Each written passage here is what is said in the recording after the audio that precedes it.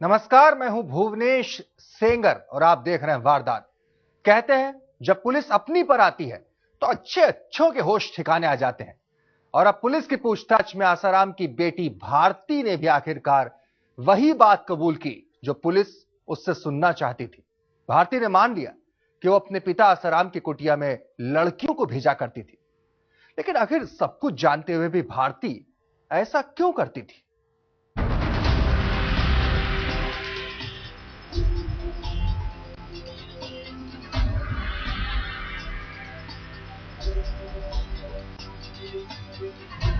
हाँ, मैं ये मानती हूँ कि मैं इन्हें जानती हूँ और मैंने ही इन्हें पहली बार आसाराम जी बापू के एकांतवास की कुटिया में भिजवाया था।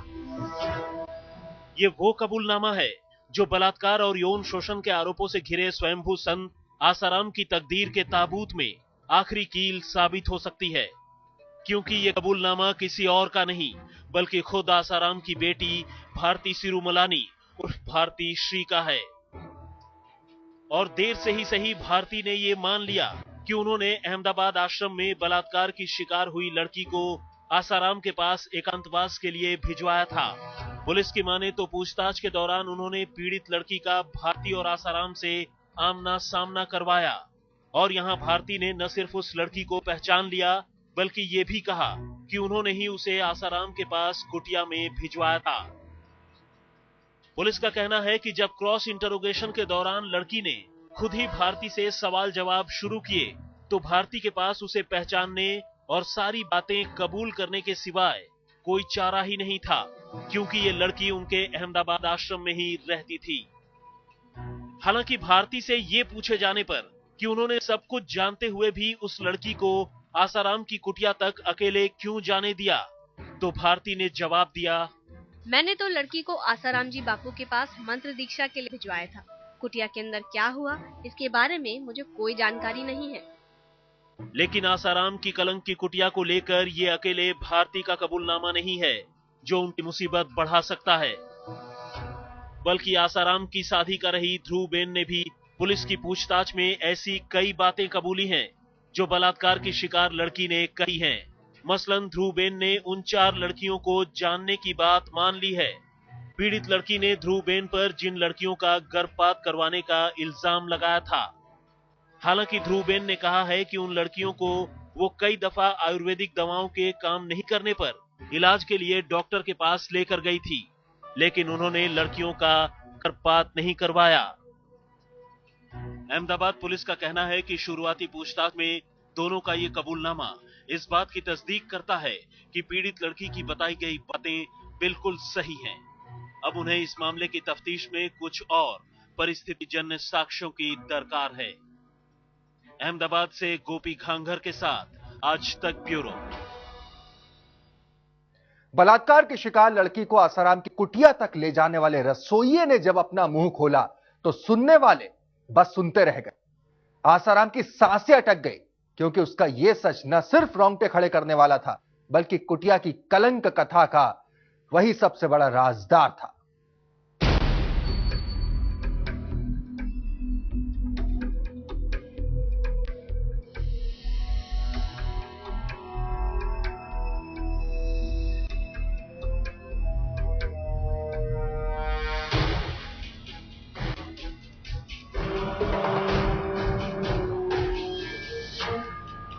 किसी को पोती तो किसी को बेटी समान बताकर आसाराम अब तक खुद पर लगे तमाम इल्जामों से इनकार करते रहे।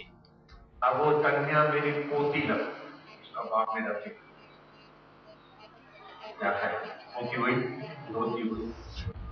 चंद रोज पहले तक आसाराम के बेटे नारायण साईं भी अपने पिता को बेगुनाह बताते रहे। इल्जाम लगाने वालों ने इल्जाम लगाए लाख, मगर तेरी सौगात समझ के हम सिर पे उठाए जाते हैं। इल्जाम लगाने का सिलसिला अभी का नहीं, 5-7 वर्षों से ये हो रहा है और किसी न किसी मामले में फंसाने की कोशिश उन षड्यंत्रकारियों की है। लेकिन अब आसाराम के सबसे करीबी 2 राजदारों ने उनके बारे में जो खुलासा किया है उसे सुनकर मामले की तफ्तीश कर रही पुलिस अफसरों का दिमाग भी चकरा गया है। क्योंकि इन राजदारों में एक ने जहां पीड़ित लड़की को आसाराम की कलंक की कुटिया तक पहुंचाने की बात कबूल की है, वहीं दूसरी आश्रम में उस लड़की की सहेली रही है।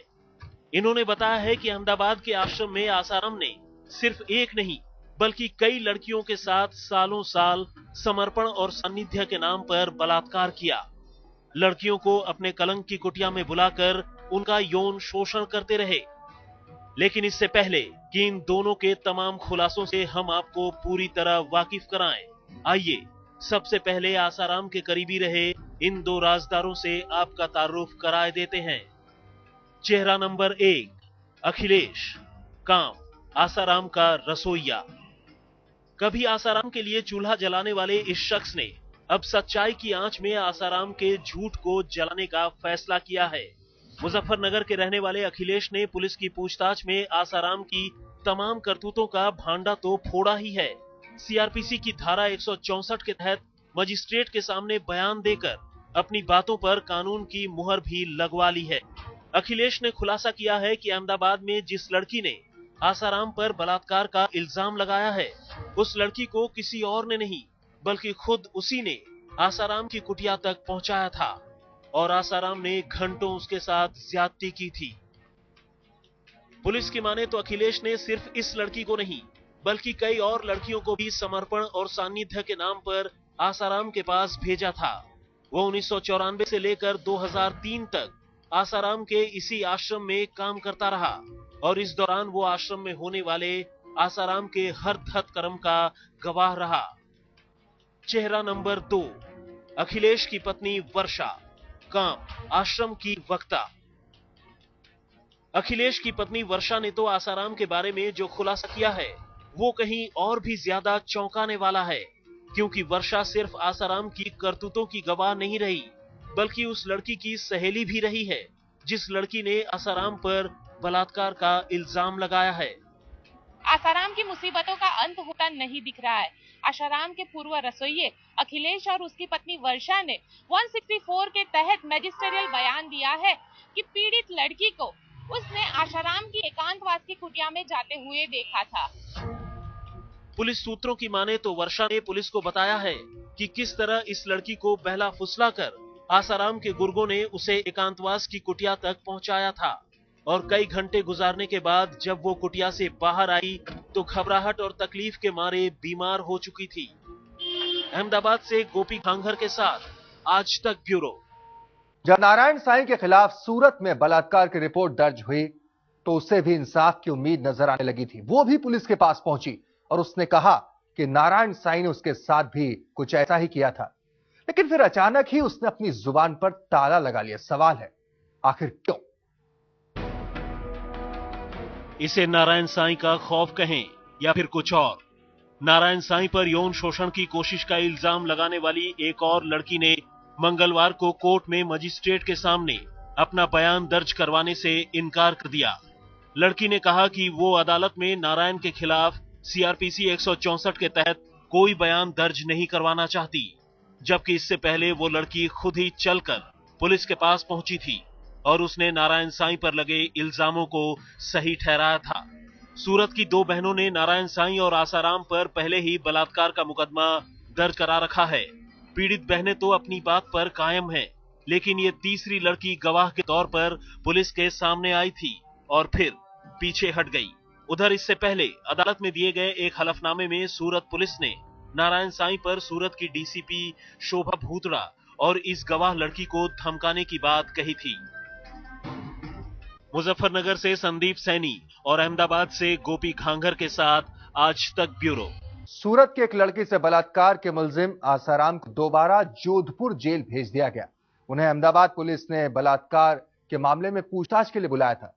आसाराम तो दोबारा जोधपुर जेल जा रहे हैं, लेकिन उनका बेटा नारायण साईं कहां है पता नहीं।